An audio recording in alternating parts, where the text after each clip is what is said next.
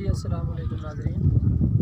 ये आज हम यहाँ पे पहुँचे हैं तकरीबन 1 घंटे का ट्रैक तय करके, और ये देखें कितना खूबसूरत नज़ारा है, कुदरत की निशानियाँ देखें। और इस जगह का नाम है पाए। सीढ़ी से नीचे है और उसके ऊपर है पाए, और वो नीचे वो अगर आप देखें तो वो शोगरा, तो वहाँ से हम पैदल ट्रैक करके आए हैं, और वो है उस जानिब मकड़ा। ठीक है, तो बड़ा ही अच्छा आज का ये रहा है। अभी हमने वापस जाना है।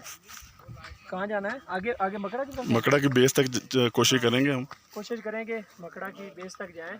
टॉप तक मुश्किल है। टॉप तक तो ज़ाहिर है मुश्किल है। पहले 1-1.5 घंटे का जो ट्रैक है पैदल करके आए हैं और बस हो गई है। तो क्या कमाल का व्यू है माशाल्लाह। तो आप लोग भी देखें और इसको एंजॉय करें। जज़ाकल्लाह।